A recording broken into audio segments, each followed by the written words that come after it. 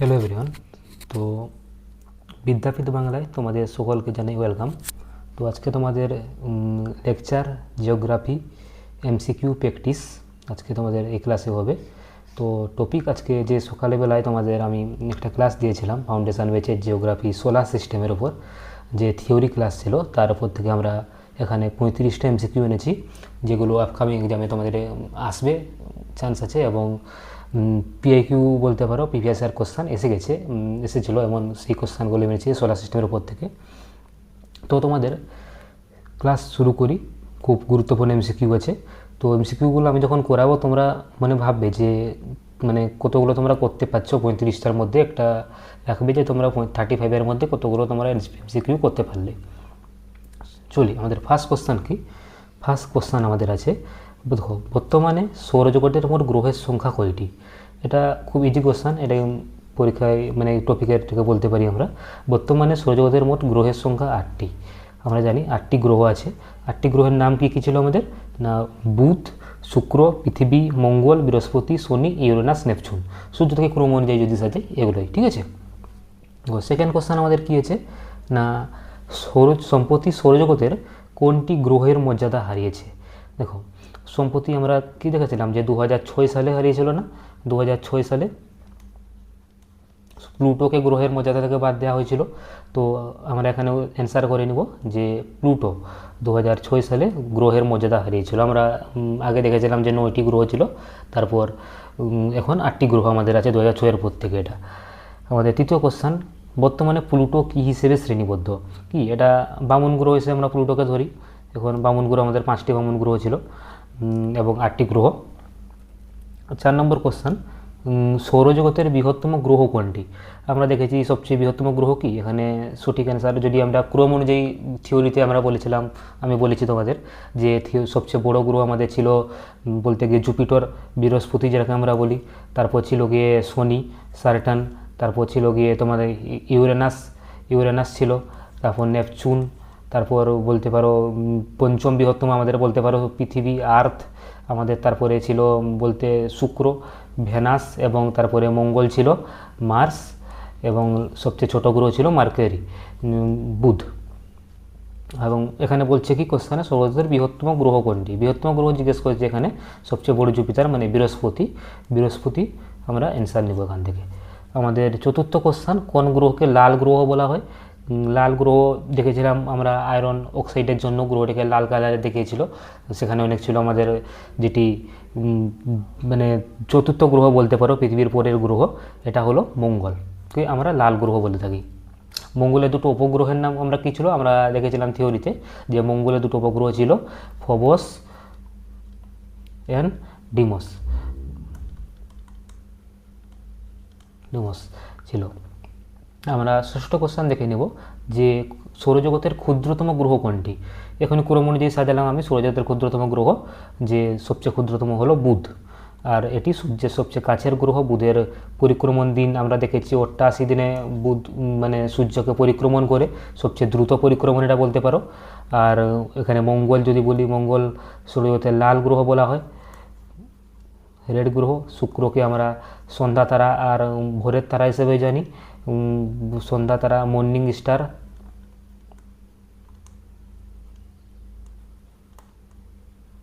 And evening star হিসেবে জানি।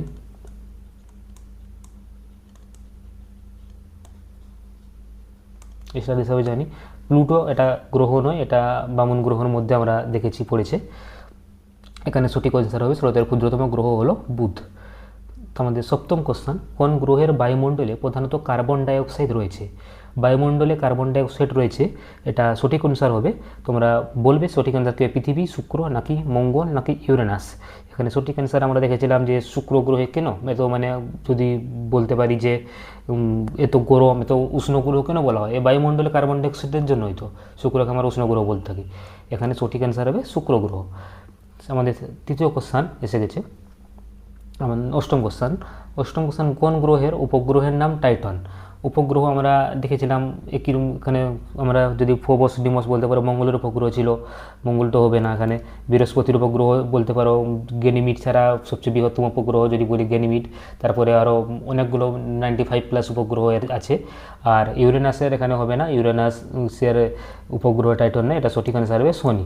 শনির উপগ্রহ হবে টাইটন আর কি ছিল, আর ট্রাইটন। একটা মনে রাখবে, এটা হলো টাইটান আর একটা হবে ট্রাইটান। যেটা কার উপগ্রহ ছিল মনে রাখবে, যেটা হলো নেপচুনের উপগ্রহ। নেপচুনের উপগ্রহ হবে ট্রাইটান আর শনি টাইটান। এই নামগুলো গোলাবে না। আমাদের নবম কোশ্চেন, সৌরজগতের কোন গ্রহে জীবনের অস্তিত্ব নিশ্চিত পাওয়া গেছে? এটা ইজি কোশ্চেন ছিল। এটা পৃথিবী আমরা জানি নিশ্চয়ই, আমাদের জীবনের অস্তিত্ব মানে একমাত্র গ্রহ যেখানে জীবন আছে। বাকি গ্রহগুলো এখনও জীবন পরিষেবল বলে তার কোনো অস্তিত্ব পাওয়া যায়নি। আমাদের 10 নম্বর কোশ্চেন কি, কোন গ্রহের উপগ্রহের নাম ইউরোপা?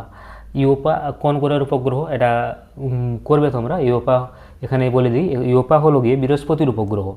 আর বৃহস্পতির যদি বৃহত্তম উপগ্রহ বলি, যদি সেটা হলো গেনিমিড ছিল, ইউরোপা ছিল, আরও থিওরিতে তোমরা দেখে নেবে গেনিমিড।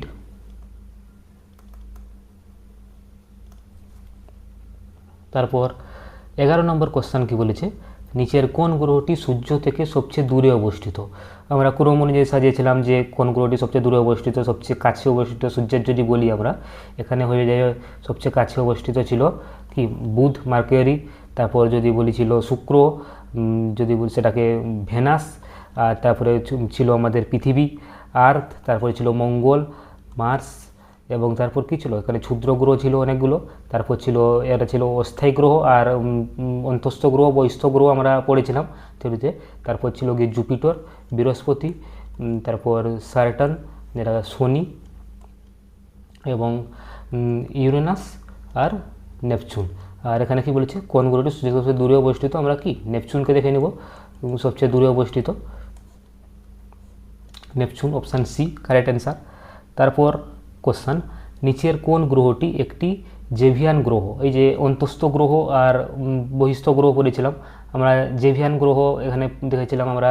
ইয়ে কী ছিল এখানে, mercury, venous, earth and Mars, মানে বুধ, শুক্র, পৃথিবী, মঙ্গল এরা অন্তস্থ গ্রহ ছিল। আর বৃহস্পতি, শনি, ইউরেনাস, নেপচুন এখানে বহিস্থ গ্রহ ছিল। এখানে দেখছো নিশ্চয়ই যে জেভিয়ান গ্রহ নয় বলেছে এরা, মানে বৃহস্পতি এখানে হবে না, শনি হবে না, ইউরেনাস হবে না, মঙ্গল এখানে সঠিক অপশান। এটা বলতে গিয়ে জেভিয়ান গ্রহগুলো তো আমাদের গ্যাসীয় গ্রহ হয়ে থাকে, অনেকটা আকারে বড় হয়। আর এদের মনে রাখবে এদের উপগ্রহ সংখ্যাও অনেক বড় হয়, বেশি উপগ্রহ থাকে। আর আমাদের যেগুলো নর্মাল গ্রহগুলো থাকে সেগুলোর উপগ্রহ সংখ্যা অনেক কম। যেমন মঙ্গলের 2টি উপগ্রহ ফোবস ডিমস ছিল, এবং পৃথিবীর একটি উপগ্রহ যেটি ছিল চাঁদ। তোমাদের 13 নম্বর কোশ্চেন করবে, লুসিফার কোন গ্রহের অপর নাম? লুসিফার এখানে অপর নাম হলো শুক্র গ্রহের অপর নাম লুসিফার। আর শুক্র পৃথিবীর যমজ গ্রহ বলি আমরা শুক্রকে, টুইন প্ল্যানেট অফ আর্থ। দেখবে সন্ধ্যা তারা আমরা বলি, একে আমরা ভোরের তারা বলে থাকি, অনেক কিছু নাম আছে। আর 2টি গ্রহ তোমরা এখানে মনে রাখবে যে আমরা দেখেছিলাম থিওরিতে যে বাকি যে গ্রহগুলো ওরা কী করে, ওরা ওয়েস্ট টু ইস্ট ঘোরে, মানে পশ্চিম থেকে পূর্ব দিকে ঘোরে। বাকি যে গ্রহগুলো একমাত্র 2টি গ্রহ আছে যারা পূর্ব থেকে পশ্চিম দিকে ঘোরে, এটা হলো, একটা হলো শুক্র, ভেনাস, আর একটা হলো ইউরেনাস। শুক্র, ইউরেনাস এই দুজন কী করে, পূর্ব থেকে পশ্চিম দিকে ঘোরে। 14 নম্বর কোশ্চেন, সৌরজগতে গ্রহের ক্রম অনুসারে কোন গ্রহ মঙ্গল এবং শনির মধ্যে অবস্থিত? মঙ্গল এবং শনির মধ্যে কোন গ্রহ অবস্থিত? এখানে আমরা দেখব যে প্রথমে ছিল বুধ, শুক্র, পৃথিবী, মঙ্গল। এখানে মঙ্গল ছিল, এরপরে ছিল পৃথিবী, আর কি ছিল পৃথিবী এখানে ঠিক দেওয়া নয়, পৃথিবী ছিল, তারপরে বৃহস্পতি ছিল, তারপরে শনি ছিল। এবং শনি আর মঙ্গলের মধ্যে কি অবস্থিত? মঙ্গল এবং শনির মধ্যে পৃথিবী আর বৃহস্পতি অবস্থিত। এখানে পৃথিবী যেহেতু অপশানে নেই, এটা মানে বৃহস্পতি হবে, আর আর্থ, এই দুটোই হবে, বৃহস্পতি, পৃথিবী।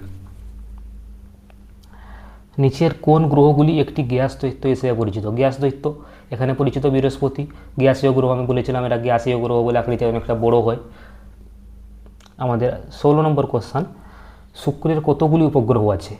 আমরা পড়েছি যে বুধ এবং শুক্রের কোনো উপগ্রহ কি ছিল না, ছিল না, তাই একটিও নয়। এখানে সঠিক অ্যান্সার হবে এখন এর কোনো উপগ্রহ নেই, আর বুধেরও নেই। মর্নিং স্টার নামে পরিচিত, মর্নিং স্টার ইভিনিং স্টার আলোচনা করছিলাম, কাকে বলা হয়? শুক্র গ্রহকে বলা হয় মর্নিং স্টার ইভিনিং স্টার। এটা লাল গ্রহ বলা হয় একে।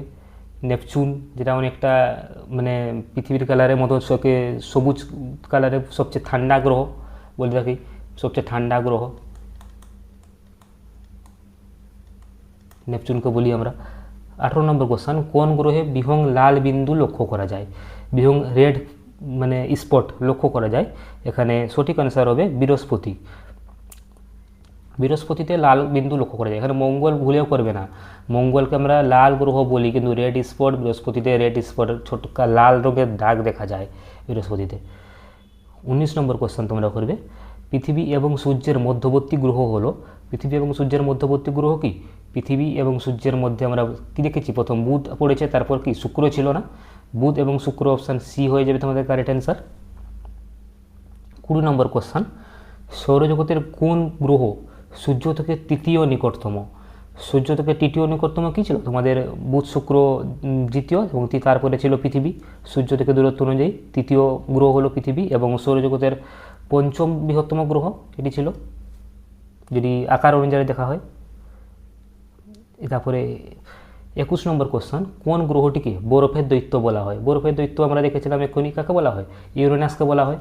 ইউরেনাসকে, এরা প্রচুর ঠান্ডা টাইপের গ্রহগুলো হয়, ইউরেনাস নেপচুন, এরা মানে সবচেয়ে ঠান্ডা গ্রহ। আমরা সবচেয়ে গরম গ্রহ যেমন এখানে দেখেছি শুক্রকে বলা হয়, সেমনি সবচেয়ে ঠান্ডা গ্রহ ইউরেনাস আর নেপচুন দুটোকে বলা হয়। কিন্তু কোশ্চেন এখানে আছে বরফের দৈত্য বলা হয়, তো আমরা ইউরেনাসকে বরফের দৈত্য বলে থাকি। কোন গ্রহটিকে বায়ুমণ্ডলে সালফিউরিক অ্যাসিডের মেঘ রয়েছে? এখানে বায়ুমণ্ডলে সালফিউরিক অ্যাসিডের মেঘ কার রয়েছে? এখানে তোমরা সঠিক অ্যান্সার করবে যে শুক্র গ্রহের। শুক্র গ্রহের কী রয়েছে? বায়ুমণ্ডলে সালফিউরিক অ্যাসিডের মেঘ রয়েছে। মানে উপরে যে আমাদের মেঘগুলো যেমন হয়, সেখানে মেঘগুলো থাকে, ওরা অনেকটা মানে গরম সালফিউরিক অ্যাসিডের মতো বৃষ্টি পড়ে ওখান থেকে মেঘ থেকে, তাই শুক্র গ্রহে বায়ুমণ্ডলে অ্যাসিডের মেঘ রয়েছে বলতে পারো। সবচেয়ে গরম মানে জ্বলে যাওয়ার মতো অত গরম গ্রহটা। তারপরে হেলির ধূমকেতু প্রতি কত বছরে অন্তর দেখা যায়? হেলির ধূমকেতু প্রতি কত বছর অন্তর দেখা যায়? অপশান এখানে আছে 25, 52, 76 এবং 100। এখানে সঠিক অ্যান্সার হবে 76 বছর অন্তর হেলির ধূমকেতু, প্রত্যেক 76 বছরে একবার হেলির ধূমকেতু আসে, আমরা দেখতে পাই। এখানে 24 নম্বর কোশ্চেন তোমরা করবে, নেপচুন গ্রহটি সৌরজগতের কোন অবস্থায় রয়েছে সূর্য থেকে গণনা করলে? বারবার এখানে প্র্যাকটিস করাতে করাতেই আমি বলেছিলাম যে নেপচুন কত নম্বরে রয়েছে? ইউরেনাসের পরে আমাদের অষ্টম গ্রহ, সবচেয়ে লাস্ট গ্রহ বলতে পারো ইউরেনাস, অষ্টম গ্রহ নেপচুন। এখানে নবম তো ওখানে 9টা গ্রহই নেই।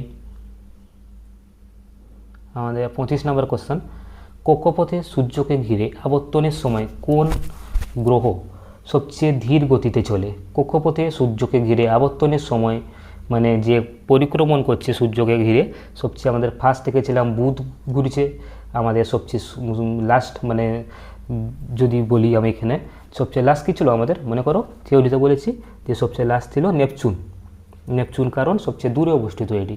শুক্র গ্রহের কতদিন সময় লাগে রেখেছিলাম? প্রায় পৃথিবীর মানে 285 দিনের কাছাকাছি। আর এখানে দূরত্ব অনুযায়ী নেপচুন সবচেয়ে দূরে আছে, তাই সূর্যকে পরিক্রমণ সবচেয়ে সময় বেশি লাগছে নেপচুনের। এখানে 26 নম্বর কোশ্চেন করবে, কোন গ্রহের ওপর সবচেয়ে উচ্চ তাপমাত্রা পাওয়া যায়? উচ্চ তাপমাত্রা এখানে আন্দাজে আমরা করতে পারবো, এখানে লাগাতে যে শুক্র গ্রহকে আমরা উচ্চ তাপমাত্রা পাওয়া যায়, কারণ সবচেয়ে গরম গ্রহ এটি, আমরা বলে থাকি শুক্রকে। তারপরের কোশ্চেন 27 নম্বর, বর্তমানে সৌরজগতের মোট গ্রহের সংখ্যা কয়টি? 8টি গ্রহ। আর উপগ্রহের সংখ্যা যদি বলি, এখানে উপগ্রহ সংখ্যা কয়টি যেগুলো বলি, এখানে হবে 5টি। তারপরে কোশ্চেন 28 নম্বরের, সৌরজগতের কোন গ্রহটি পৃথিবীর নিকটতম প্রতিবেশী? পৃথিবীর নিকটতম প্রতিবেশী আমরা দেখেছি এখানে যে আমাদের একদিকে ছিল কী ছিল? শুক্র ছিল, আর একদিকে ছিল যে মঙ্গল।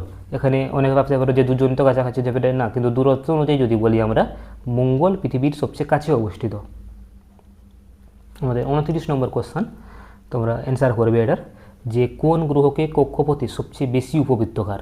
কোন গ্রহের কক্ষপথ সবচেয়ে বেশি উপবৃত্তকার যদি বলি, এখানে বুধের কক্ষপথ সবচেয়ে বেশি উপবৃত্তকার। বুধের কক্ষপথ সবচেয়ে বেশি উপবৃত্তাকার। এখানে 30 নম্বর কোশ্চেন তোমাদের আসলো, সৌরজগতের কোন অঞ্চলকে প্রায়শই কিউ অবস্থিত।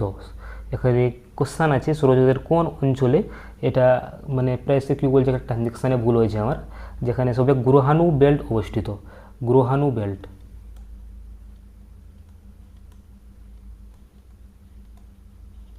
যে আমি বলেছিলাম যে ক্ষুদ্র গ্রহ এমনি ছিল, বলেছিলাম না থিওরিতে, যে বুধ শুক্র পৃথিবী মঙ্গল ছিল, তারপর অনেক ক্ষুদ্র গ্রহ মানে উল্কাপিণ্ড গ্রহাণু বেল্ট ওটাকে বলে থাকি আমরা, যে সূর্যের গ্রেভিটির কারণে এরা আসতো। থিওরিতে সব আলোচনা করেছিলাম গল্পের মতো করে, যে পৃথিবীতে ওরা মানে যে তারা খসার গল্পটা আমি বলেছিলাম সব কিছু, যে ওরা কী আমরা মানি। তো এখানে কী ছিল, যে মঙ্গল এবং বৃহস্পতির মধ্যে এই যে গ্রহাণু বেল্ট দেখতে পাচ্ছ, এইরকম টাইপের হয় এরা, মঙ্গল বৃহস্পতির মধ্যে অবস্থিত। আমাদের 31 নম্বর কোশ্চেন, তো কোন গ্রহে উপগ্রহ গেনিমিড। সৌরজগতের বৃহত্তম উপগ্রহ, সৌরজগতের বৃহত্তম উপগ্রহ গেনিমিড আমরা বলেছি যে এটা কার উপগ্রহ গেনিমিড, এটা বৃহস্পতির উপগ্রহ গেনিমিড। আর শনির উপগ্রহ, শনির সবচেয়ে বড় উপগ্রহ কী ছিল, না ছিল টাইটান।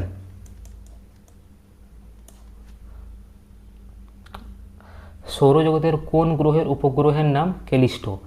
সৌরজগতের কোন গ্রহের উপগ্রহের নাম ক্যালিস্টো, এটি সঠিক আনসার হবে বৃহস্পতি, বৃহস্পতির উপগ্রহের নাম ক্যালিস্টো। 33 নম্বর কোশ্চেন, পৃথিবীর জেজ কোন গ্রহ, এটা ট্রানজেকশানে ভুল হয়ে গেছে, পৃথিবীর যমজ গ্রহ এখানে বলতে চাইছে, এটা যমজ গ্রহ। পৃথিবীর যমজ গ্রহ কোনটি, এটা সঠিক অ্যান্সার হবে শুক্র গ্রহকে আমরা পৃথিবীর কি যমজ গ্রহ বলে থাকি। আমাদের 34 নম্বর কোশ্চেন এবং সেকেন্ড লাস্ট, নিম্নের কোন গ্রহ পূর্ব থেকে পশ্চিম দিকে ঘোরে। এখানে 4টি অপশান আছে, শুক্র আছে, পৃথিবী আছে, শনি এবং মঙ্গল। এখানে সঠিক অ্যান্সার হবে শুক্র গ্রহ পূর্ব থেকে পশ্চিম দিকে ঘোরে, বাকি সবগুলো গ্রহ কি পশ্চিম থেকে পূর্বতে ঘোরে। একটা শুক্র ঘুরে, ভেনাস, আর একটা বলতে পারো কি ঘুরে ইউরেনাস, এরা দুজন পূর্ব থেকে পশ্চিম দিকে ঘোরে। গ্রহের কক্ষপথের আকৃতি কেমন, এখানে গ্রহের কক্ষপথ কেমন টাইপের, পুরো গোলাকার নাকি সমান্তরাল নাকি উপবৃত্তাকার নাকি ষড়ভুজ। এখানে সঠিক অ্যান্সার হবে উপবৃত্তাকার, গ্রহের কক্ষপথ উপবৃত্তাকার। ঠিক আছে, আজকে তোমাদের 35টা কোশ্চেন আলোচনা হলো এই টপিক থেকে। আর আশা করি যত মানে প্রিভিয়াস ইয়ারে পড়েছি এখানে সব করে দিয়েছি আমি। আর আপকামিং যে এক্সাম এগুলো থেকে কোশ্চেন আসবে, যদি সোলার সিস্টেম থেকে কোনো কোশ্চেন আসে তাহলে এগুলো থেকেই আসবে। ঠিক আছে, থ্যাংক ইউ, ধন্যবাদ। আর চ্যানেলটিকে অবশ্যই তোমরা সাবস্ক্রাইব করে নেবে আর শেয়ার করে ভিডিওটাকে, যাতে তোমাদেরই হেল্প করতে পারি এবং বেশি কিছু আনতে পারি তোমাদের জন্য। ধন্যবাদ।